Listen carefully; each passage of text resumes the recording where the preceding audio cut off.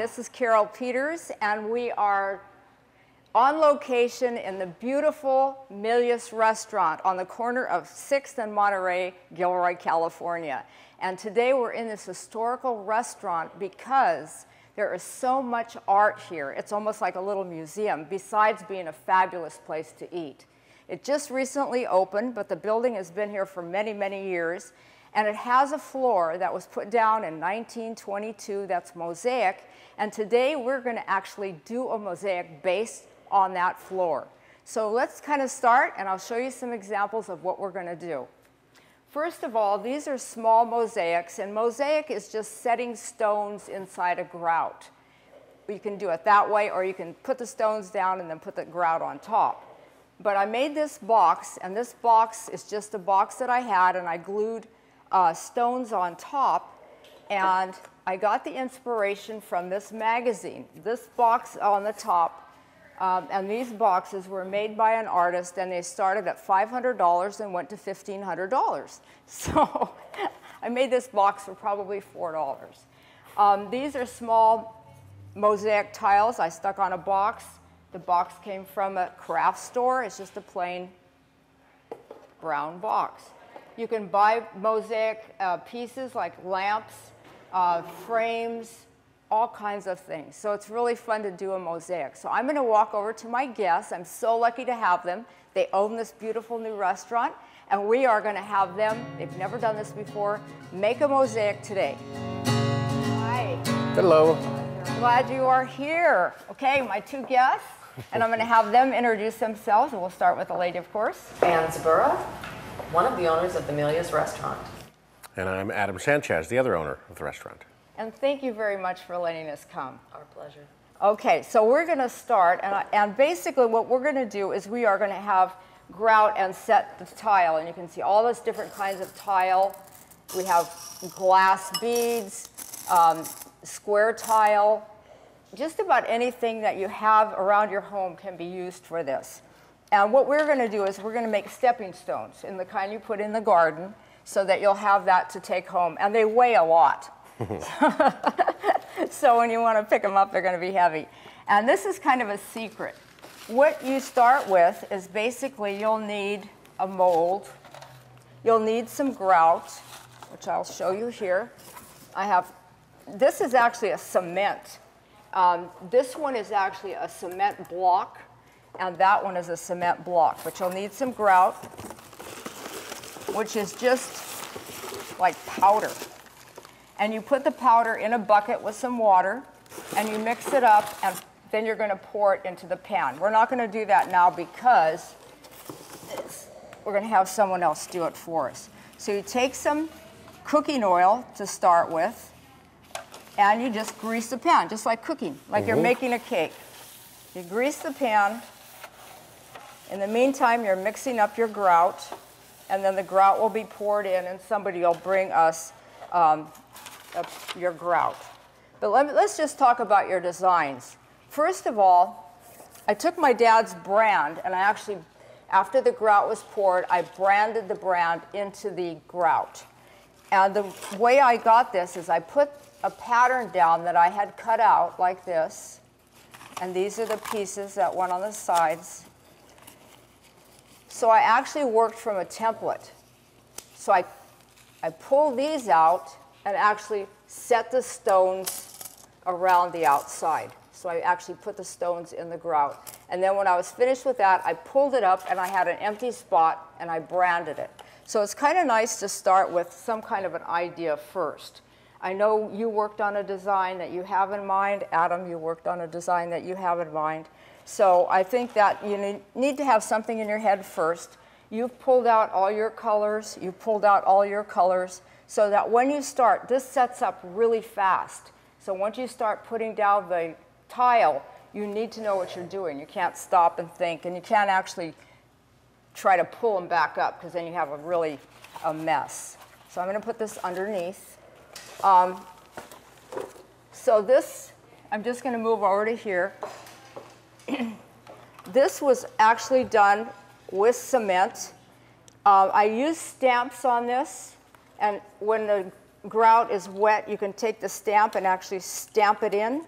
and pull it out, and you have, you know, the stamp right into the grout. So that's another way to do it. These are just the kind of things that you stick on the bottom of a vase when you're going to put flowers in, stuck it in there. Once you set this overnight, once it's dry, and this is heavy, it actually comes right out, and you can just put it in your garden. It's very, very durable. You can put whatever you want in there. And I just took a knife and I carved my name in there. Your kids can do these. Anybody can do them. So that's really, really fun. What's your idea? Well, my idea was basically, since we have a restaurant, it also has a bar attached to it, that we would do something with a martini glass, since we have several specialty cocktails that are served in beautiful martini glasses. And I would do something with a martini glass and make it look like there might be a little olive inside, and fill it up that way. Nice. And Adam, what are you going to do today? I am going to try to replicate our logo, our brand, which is TMR, stands for the Milias Restaurant, and decorate around it, I guess, but basically use that for the base, TMR. So your idea is taking this and Taking the martini glass and actually embedding it into the grout and filling the back side of it so that everything stays in and doesn't fall on the floor when I place it in the bar somewhere. Yeah, this one that I didn't show you is also cement, and cement weighs a lot. It's very, very heavy. And I just pulled a guitar off the computer, and I put it down first, and this is the way you do it. You put your pattern down, then you fill everything out, and then you pull it off. And if you really want that subject to stand out, make it a different color. Because if you fill that in with color as well, you're going to have too much color, and you're not going to be able to see your design. So that's just a real trick, and I'll just put this aside. Why don't you tell us about the floor while we're waiting for the grout? Well, the floor here in the restaurant is marble. We thought it was tile when we first pulled it up, but it's 100% hand-cut, hand-laid marble. About a third of it was completely floated in cement when we discovered, we pulled up a tack strip that was actually nailed into the cement. We pulled it up and it blew a little hole about a quarter size into there. And underneath that hole, we saw some shiny material, and we started cleaning it off, chipping away and chipping away and chipping away, and it pretty much got us the floor that you see now, which has been here since 1922. It's the original floor. And you said the Japanese actually laid it? They believe the Chinese. That came in, helped the railroad and things like that. They believe they were the ones that, I don't know for sure, but that's what I've been told. They were probably the craftsmen at the time that did that. It's beautiful. It's very small, and it's intricately placed, and you said they actually beveled each piece so they meshed together. Every piece is supposed to be well hand cut, and the floor, to get the artistry now and the craftsmanship, the floor has to be perfectly level, and then lay individual tiles. We've had guys that say, I don't care how much you pay me, I don't think I'd attempt that these days. I went to Las Vegas last week, and I went to the Wynn, and it's all mosaic, beautiful mosaic floor. I went to the Bellagio, it's all mosaic floor, even their tables. So there's so much opportunity to actually do, mosaic on so many things, and it's so easy and so inexpensive. Even children can do it. And we have our gloves on because it's kind of messy, and you really are going to appreciate having your hands protected. It's kind of rough at this point on here. We poured it in, it's like a cake batter. I'm just going to do this and see how smooth it gets. You're just kind of bringing up a smooth surface, because any irregularity is going to show. So you see how that just kind of evened it out? Barely pushing down, just pulling that across. So I'm going to do the same thing with yours. And you're not using a pattern now. You're just going for your design straight on here, and then I'll just assist you. Freestyle. Freestyle. That's the most fun, actually. Okay, so you can start in. And Anne, we talked about your design. You're going to take that martini glass. The martini glass and sink it right in. We'll see how this works. So do you think we should start in the middle? Yeah. If you're going to put the Milias Restaurant, the lettering, yeah, just start right in the center. Okay. And so what you do is just start putting in your pieces. And basically in any kind of art project, you really need to know in your mind what it's going to look like first. It's hard when you just look at it and say, what do I do? Think it out, get prepared, get everything you need out. We have all the tile, we have some water with a sponge, you know, lots of paper towels. We have a bucket of water underneath just to slosh off our hands if we need to.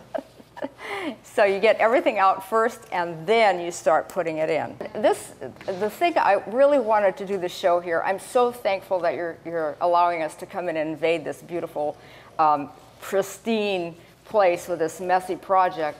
But there is so much rich Gilroy history here, and I applaud you for keeping that, because when you come in the restaurant, you're not only feasting your eyes on all of the decor and your stomach from the food, but you're also learning a little bit about Gilroy history.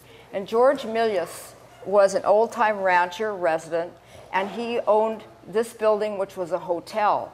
So we're in a historical location. He kind of started the Gymkhana, Bonanza days. If you believe it or not, I was on the Bonanza board with George Milias, so I actually knew him.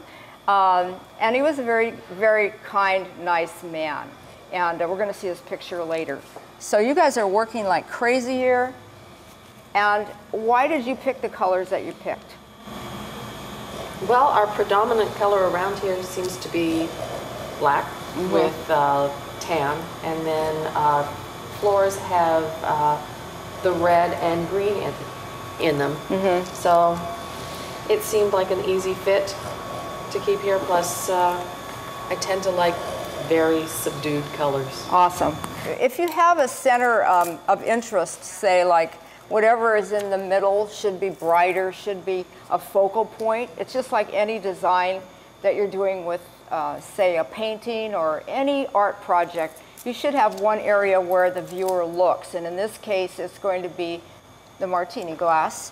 And in your case, it will be these beautiful stones that are actually you know, just decorative stones you can use. I bought these, they weren't even for Mosaic, but they're pretty. And that's a brighter color, and that's also right down the middle. The eye will go right to Adam's TMR. Kind of like when we design our plate presentation with our food here. We always have the main dish stand out a little bit and everything's plated around it. Right. It doesn't take very long. The trick is to have all of your supplies out, and then it's ready to rock and roll. It's probably like cooking. If you prep it all, you can cook in a minute. If you have to stop and chop, if you have to stop and, you know, do whatever you need to do, it takes forever. What makes Mosaic so appealing to people, like I said, it's in the hotels, it's in a lot of the real high-end areas, is because of the texture. Most of the things we see now, especially with the advent of all the digital graphic design, it's all slick and flat. But something to be said about actually feeling it, the roughness and texture, it just means that the surface is rough. And I think that has that nice tactile appeal to it. And it really goes well in the restaurant because it has a nice, oh, I don't know, just comfortable, earthy feel to it. That looks great. So you done? I think so. All right, you want to, let's flip it around so you can show the camera. And don't pick it up. Yeah. I put it on cardboard. Another thing is make sure that your surface, you don't want to move this for like, I don't know, overnight. So we put it on cardboard so you could actually lift it like a tray, and then that way you're not picking up these floppy, you know. So that looks really good. And how are you doing, Anne? I think I'm doing okay. All right, so we'll just turn it around. Makes me want to open the bar right now. It's early in the morning, but you have a beautiful bar. And then we'll be able to clean the glass up. Yeah, actually it comes off your clothes. It's pretty washable, you know, so very nice. Very, very nice job. Today, we're gonna take my dad's brand and we're gonna stamp it in a piece of wood here. So I'll have his brand on your wall on display. Yeah. So we're very, very excited about that. Normally, the cowboys are on the range, heating up the brands, but now we're actually on the range. On the range in the restaurant. So tell me what to do and we'll go for it. Okay, so being that it's a flat surface and not a cow, that you're gonna have one shot at not moving it around because the board is gonna catch on fire when you do it. Don't get excited. We got a wet rag right here. When you're done, we'll throw it on there and it'll stop the burning process because it'll keep going and it won't have all the definition of the regular brand. Okay. So you ready? I think so. Get one shot. Okay, one shot. Has to be a good one. So. Here, go ahead and hold it. Okay. Hold it and just drop it straight where you want it. All right. Keep going. Go ahead. Now brand it. Yeah, then just push. Oh my God. Now keep it on there. Keep it on there. I'm pushing. I'm pushing. I see fire. I smell smoke. Okay, raise it up just a little bit and let's look at it. Perfect. Yay! Yay! Yay! All right, that came out good. Yes, that's awesome. Oh my God, I'm so excited. Yeah, that came out really good. Really neat. Okay, let me cover it up to stop the burning on here. All right. Which, again, you don't normally do on cattle. No. That's awesome, Adam. Thank you very, very much. Look at that. Yeah, very nice. Now, is that black gonna stay there? Oh yeah, it'll stay there. Just like this, yeah, this will stay permanent like that. Very nice. And this is Russell's. Russell Wolf's, yes. Yes. Yeah. Russell and Terry's brand. So that's great. I know my dad made that brand, so that works out perfect. Perfect, yeah. All right, now we're going to talk about the art in the Milias Restaurant, and this piece really blew my mind. You have to talk about it and tell them the whole story, Adam. Yeah. Well, the story starts back when George Milias was the big promoter of the Gilroy Gymkhana, which was the rodeo down here. And he, I don't know if he actually started the Gymkhana or I'm not sure, but obviously the big promoter of it, mayor of Gilroy at the time and things. So there was a rider that I guess all the rodeo guys used to stay here in the hotel, eat and drink here, go ride in the rodeo, and then at the end they'd all check out. Well, there's one fellow got hurt real bad, had to go to the hospital, and of course couldn't ride in the rodeo. That was his income at the time. He didn't have the money now to pay his hospital bill, or he told George, I'm sorry, I really can't even pay my hotel bill, I'm not sure what to do. So George, being the good guy that he was and the promoter of the rodeo, said, you know what, let's just forget the bill for the hotel and the food. He actually went down to the hospital, paid his hospital bill for him, and just said, just get better, we want you to support you guys, come back, and hopefully you can ride again next year. So, nice. Yeah, very nice. So in appreciation, not only did he pay him back, but he hand-carved stagecoach, horses, riders. There's actually 2 people inside the stagecoach. The drivers of the stagecoach actually have silk scarves that are tied on them. The hats I mean, everything is completely hand-carved. And the detail of it, the wheels are actually wrapped in steel or metal. All the harnesses and the horses have little brass bands that are around them. Supposedly the scale is so exact, it's crazy, I guess, how perfect it is for doing hand carving, and someone said almost with a buck knife. So I mean, it's oh my gosh. Yeah, even the brakes next to the driver, there's a little pole which is actually on the real stagecoaches. You push it and the brakes actually run against the wheels and everything. So very, very detailed. And what was his name? What we did was actually I brought the board down and we were starting to clean it, and saw this brown, kind of a dark black spot on it, and she started rubbing the board right there, and through the board came his signature engraved into the board itself. And the smaller one in the back says 1948, the front one says 1950, and his name was Gene Hoback. So we decided, hey, let's Google that and let's see if we can find that story somewhere. and we'll put it up next to it. And lo and behold, Gene Hoback, I believe, went on to become this great Americana artist of these sculptures, Western sculptures.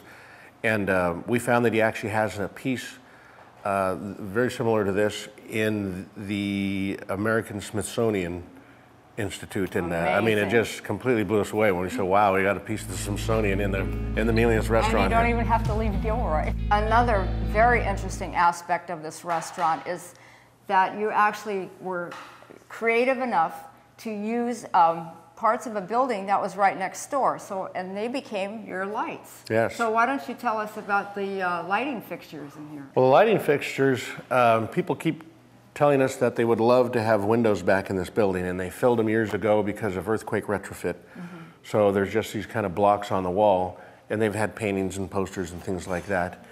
And so we went outside one day. There's this very talented artist here in Gilroy that she paints old windows, and we saw this one window exposed in the Halls building next door.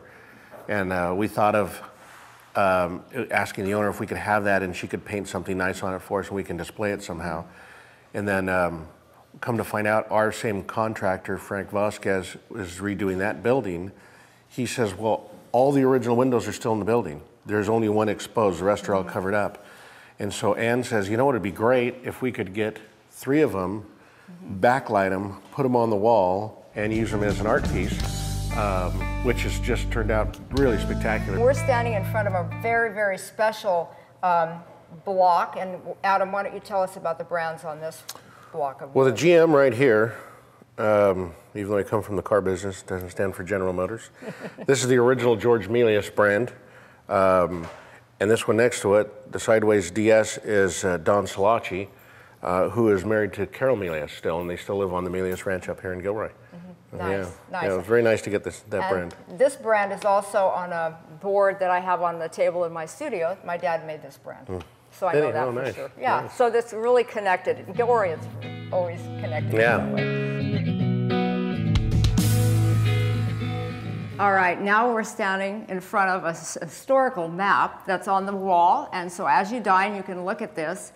And it is hand-drawn on canvas. And it's a real find because it's the city of Gilroy. So Adam, why don't you talk about the map? Yeah, thanks. A friend of ours, Vince Costello, local resident for a long, long time, gave us this map with the promise of you can have it if you put it on display for us. So Vince gave us this map. I'm not sure how long he's had it or where he got it from, but it appears to be a hand-drawn on canvas old surveyor's map. As you'll see, it stops at First Street. There's just lots that are not built yet. Stops at Hannah, stops at 10th Street, and about Chestnut. And so it's just the real small core of Gilroy. We don't have a date on it yet. We're trying to get the Historical Society to come start matching up some of the places, but even the alley behind the Milias here doesn't even go through yet. And one of the nice things we're going to do is try to get a wax pencil, and so many people have come by and said, this was my grandfather and where he lived in this lot here, and so we're going to maybe write their names on the actual glass. And the slough went right through the middle of Monterey Street, and there's a bridge crossing over the slough still. And, so they probably can document the year from what was here in Gilroy. Right. So it's a wonderful, wonderful thing to see. Now we're standing in front of a photo of the old theater in Gilroy, the Strand Theater, and I am very familiar with one of the owners, Jack Peters, who most of you know was owner of the Strand for many, many years, and he's currently my husband, but we're all sorry it went away because it was such a great place. Yeah, so. It was. We ended up getting this photo out of the Gilroy Museum, and I forget the exact date, but I looked it up. This is Cary Grant and Douglas Fairbanks Jr. in Gunga Din, and I think it was 1931 when that was released. Wow. So that picture is from 1931. But we were so lucky to find the original projector from the Strand Theater, and we have it here on display, and it's encased. But it actually still works. The day before we bought it, the auctioneer had actually watched a film on it. So it actually still works. Everything's in working condition, and it was just a great, great piece to find. And we thought we have to tie it into Gilroy. We have to tie it into the restaurant. So we have it on display next to the old picture of the Strand Theater. And you know what I was just thinking is that when you come here and you're, say, dining, you don't have to think about what you're going to talk about. I mean, talk about, you know, dinner conversation. It's all around you, and people have wonderful memories. So thank you very much. Now I think we're going to move over to the bar. Well, I just want to thank both Adam and Ann for letting us come today and make our mosaics based on the beautiful floor. And we're so fortunate to have this wonderful restaurant in our town. And I'm standing next to someone that really looks familiar. Yeah. Who is that? John Wayne, the Duke. The Duke spent many a days here, I guess. Said that was one of his favorite places to have a steak, and he used to buy a lot of cattle here in town, and that's I guess that was his connection here. Mm-hmm. And I also remember my father coming down and going back home and telling me that he had a drink with John Wayne. So it's kind of like he belongs in here too. Yeah. So let's take a look at your mosaics and just. How do you feel about them? I like them. I think, one, it was very relaxing and was fun to do. Yeah, it was. I think when it dries, I think they'll look great.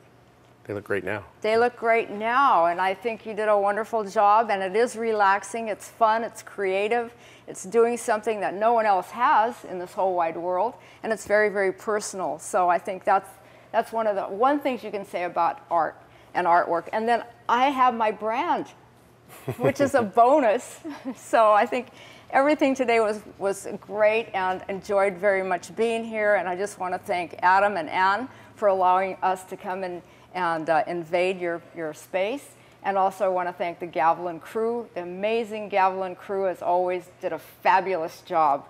So what we're going to say right now is ciao for now, all together. So thank you very much, and ciao for now. now.